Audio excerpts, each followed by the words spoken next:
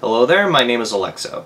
I decided that in honor of my first episode in HD, I should talk about something that I legitimately love.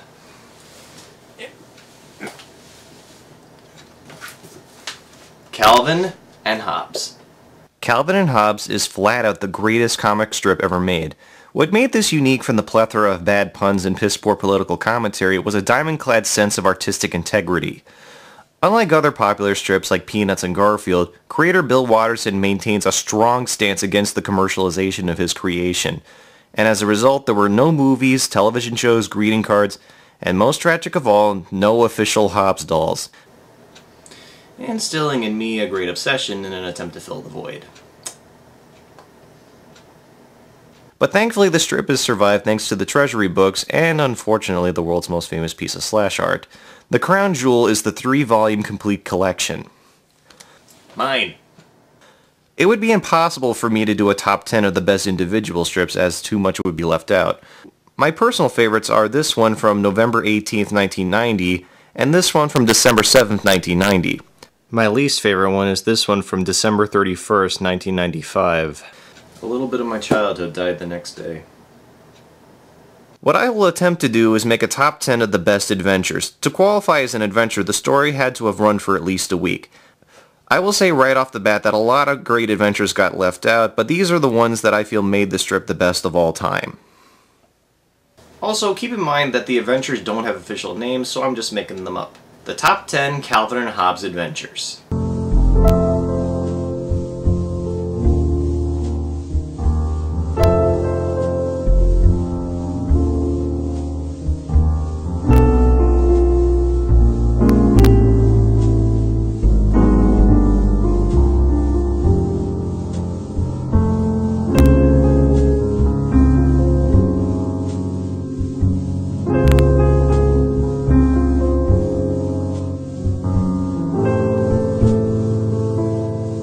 Number 10. The Last Babysat.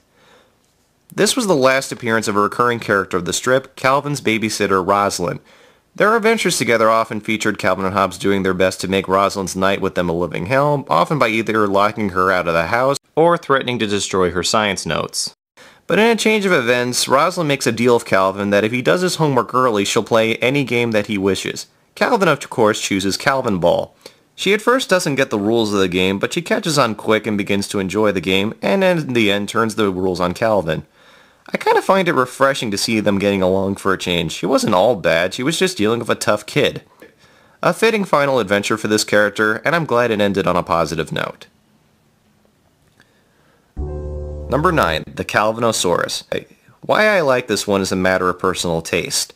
When I was Calvin's age, I was obsessed with dinosaurs, mostly thanks to a film whose second sequel might have been my first review. Calvin and Hobbes go off in the search of dinosaur bones, and in their journey discover what they think are the remains of the dreaded Calvinosaurus. Little do they know what they found is just a bunch of litter they've creatively formed into the shape of a dinosaur. The images of the complete skeleton are funny enough, but where I lose it is with the artist's rendering by Hobbes. That is funny. Nothing too revolutionary deep, just a fun adventure with a hilarious punchline. Number 8. Be Careful or Be Roadkill. Boy, that title is a doozy. In this adventure, Calvin enters a contest to design a road safety poster for his school. Bill Watterson based this adventure on a poster contest he entered in grade school as well. He carefully traced a drawing of Snoopy and was disqualified as a result. Calvin has the exact opposite problem. He comes up with the headline, Be Careful or Be Roadkill. We never see the finished design, but the gruesome descriptions of it are enough for our imaginations. Other examples of humor are his dad and Hobbes' suggestions for headlines. Hey, we're halfway there. That's funny. He, of course, loses the contest, and like Watterson before him, is crushed and angered by the results. It's something that we've all had to have been part of in one way or another, and we can only hope to fail as awesomely as Calvin did. Number 7. The Binoculars. Here's a scenario we've all experienced, breaking something valuable of our parents and living with the horror and dread of the punishment that surely awaits us. In this one, Calvin accidentally demolishes his father's binoculars, and the guilt and fear he's feeling is almost unbearable. He even goes to the extremes of contemplating harakiri. When the truth comes out, his father temporarily has an outburst, but comes to his senses and explains what's important.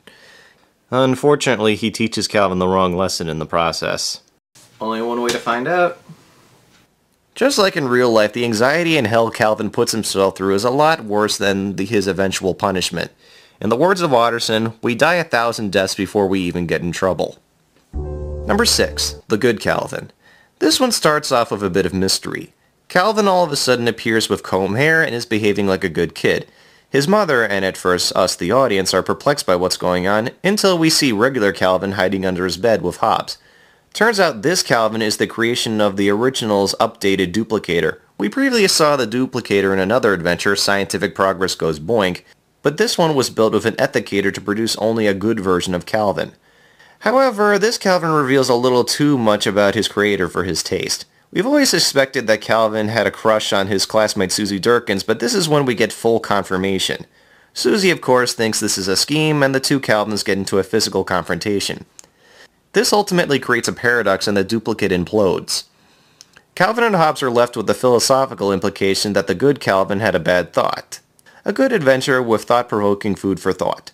Number 5. The School Play. This one is on the list for a number of reasons. First of all, the play is called Nutrition and the Four Food Groups, and Calvin plays an onion. This lends itself into a great reveal of his costume, and to my knowledge, the only Star Wars reference in the strip's history. There's also a funny exchange between Susie and Calvin regarding their roles. I also love this bit of business with Hobbes. Throughout the adventure, Calvin struggles with remembering his line, and at the moment of truth, Calvin gets his shirt caught in a zipper, and rather than walk out and embarrass himself, he resorts to shouting his line in the hopes that the audience will hear him. One thing that doesn't make sense to me is why does Calvin have to later tell his mom what happened? She made the costume, why didn't she fucking go see it? Regardless, this is a funny one, and it ends with Calvin pointing out what's important. Even though he didn't make it on stage, he did not forget his line. Number 4. The Break-In. This isn't a particularly humorous episode, but I put it high on this list for a number of reasons. It starts with Calvin being rushed out the door to attend the wedding of a relative we will never see, and in the hurry leaves Hobbes at home. He panics when he realizes this, but his parents assure him everything will be fine. They return to their house only to find that while they were gone, somebody broke into their house and made off with their valuables.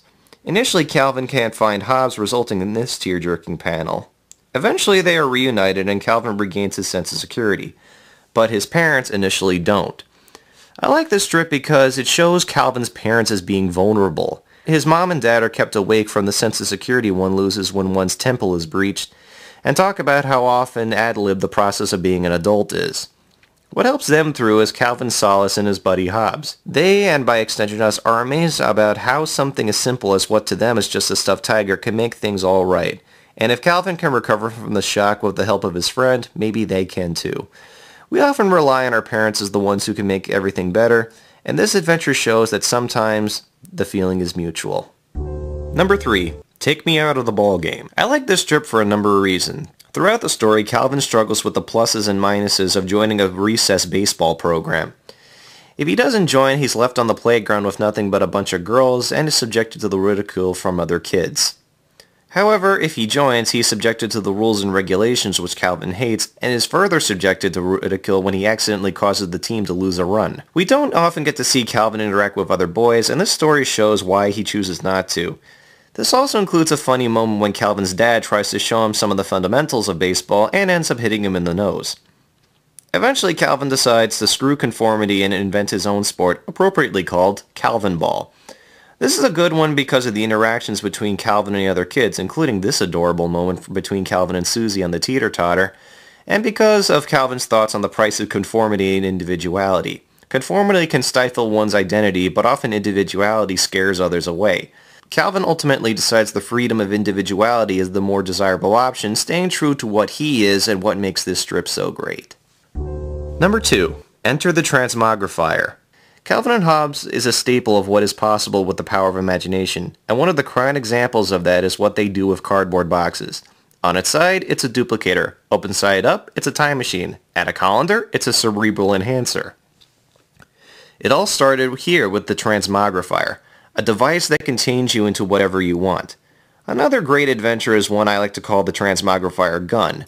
This features Calvin and Hobbes changing themselves into various forms in a hilarious bit of bickering.